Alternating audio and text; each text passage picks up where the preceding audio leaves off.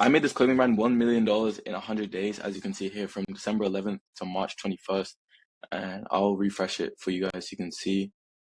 $1 million was made between December 11th and March 21st at 13,000 orders at 1.2% conversion rate. And yeah, that brought in $1 million in sales. Now you guys know I'm not lying. Let's just get right into it. So this is why most clothing brands actually fail. So the number one reason why is because a lot of brands don't understand what actually sells clothes. A lot of brand owners kind of go into it with no fashion sense at all. They have no clue what sells. They have no clue what's trending right now. They have no clue what type of fit to have of an item. They'll make sweats and they'll just be straight leg with a cuff. No one wears cuff sweatpants anymore in 2025. You have to understand what clothes sell, and you have to understand what sells clothes. If you have a tracksuit and you have a boy and a girl in the tracksuit, you have a boy in the black tracksuit and you have a girl in the pink tracksuit. Girls are gonna see this and they're gonna send it to their boyfriend and be like, "Oh my gosh, we should match." Small things like that sell clothing, right? You have to understand each angle. There's so many different things that go into it, but you kind of have to do your own research, study the market, and honestly, you have to do that before you even do your drop, because otherwise you're gonna pay a bunch of money for a bulk order for something that doesn't even sell, and you're not gonna make any money, right?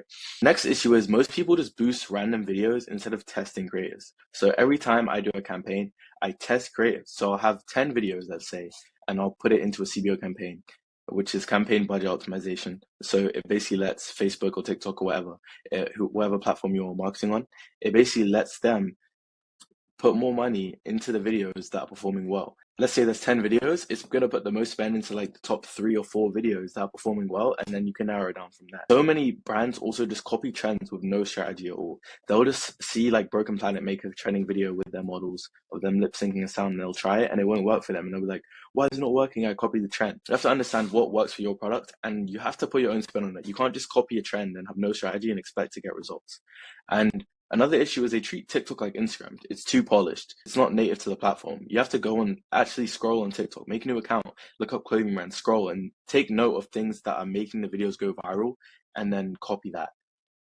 That's such a big reason, because honestly, content is probably 80%, if not 90% of the reason why your brand will sell. You can have a really bad product and great content, and you can make a lot of money. But you could have great products and no content, and you'll get no views on your videos. And when people do view it, they're going to click off because it's not entertaining. No one wants to see it. It's not aesthetic. You're not going to make any. Here's some content types that actually work. So we have lay flats, right? So a lay flat would just be something like this. So this is a fake concrete background, but you could do this on an actual concrete background as well. So Ditch, they have really good creatives. I would definitely recommend checking it out. As you can see, they just have slideshows on, this is literally just their mock-ups on a fake concrete background. And you could easily just do this and make a lot of money. As you can see here, there's model shots. These work really well also. Then we have Folo, another great brand. You can see they have some studio shots here.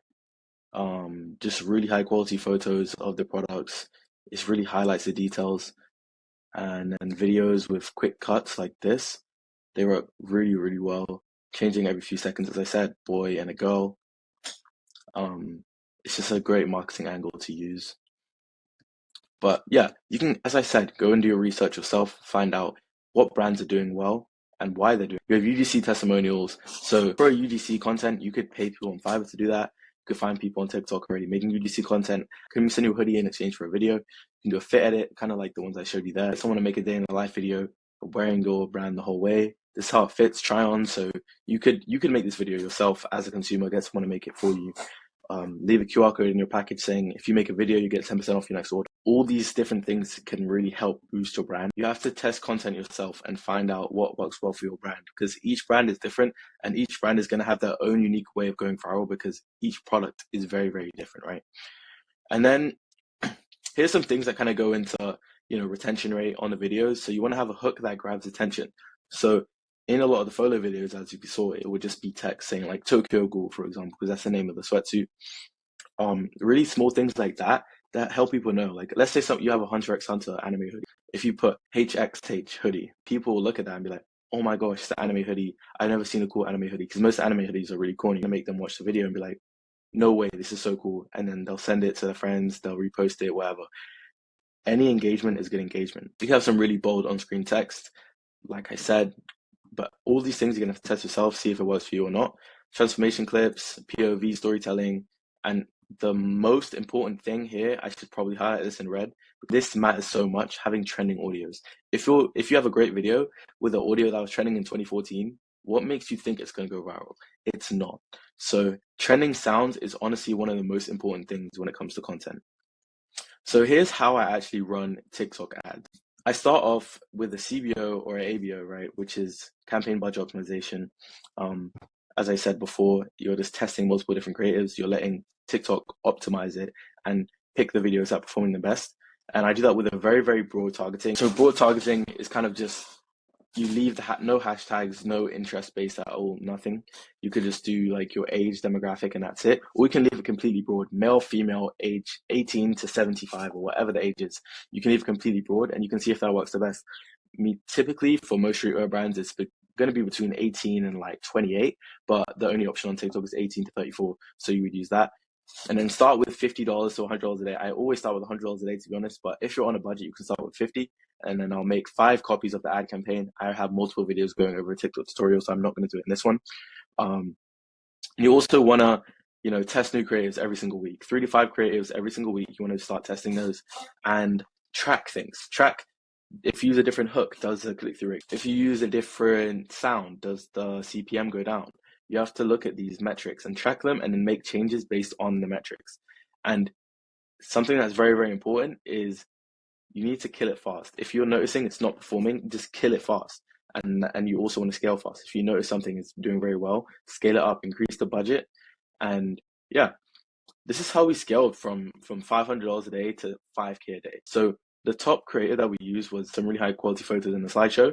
And then we also had another one, which was the couple video with the girl and the boy in the pink tracksuit and the black tracksuit with a trending sound. And those did very, very well. And we always refresh creatives every week or every few weeks. On TikTok recently, they've been lasting a lot longer, especially if you switch up the targeting, create new campaigns, you're able to kind of extend the life of the creative, but they do get very tired. They do burn out, right? There's going to be a period where you're getting maybe a 10x ROAS, then it'll drop down to a 3x ROAS after like 2 weeks because you have to continue to have new creators on TikTok. And yeah, we had our CPA was above $20 the whole time, so that's why we continue to scale, and the ROAS was above 4. The main thing that matters, very low click-through rate, a very high cost per click. You could have a very high CPM, but as long as your ROAS is high, as long as your ROAS is above a 3 or a 4, I would continue to scale that. So that's exactly how I run TikTok ads. And that's how I've been able to bring in results like this for this brand, $1 million in 100 days. If you want me to run your ads, if you're a clothing brand doing a few $1,000s a month and you're ready to scale, just DM me on Instagram, Nathaniel.bid, or you can book a call in the link in my YouTube bio. I just want to let you guys know I'm only taking on 1 to 2 brands at a time so I can actually go deep. I want to be able to get results for the people I work with. So I'm not just going to work with anyone. These are some tips that you can take away to actually start making money. Content is the biggest thing when it comes to ads. You really need to dial in your content, test creatives so often. If you make 1 video a day for 30 days and you do that every single month consistently, you're making 30 videos a month, right? Consistently, I guarantee you'll have a viral video and you'll understand how content works. So I hope you guys enjoyed this video. I'll see you in the next one.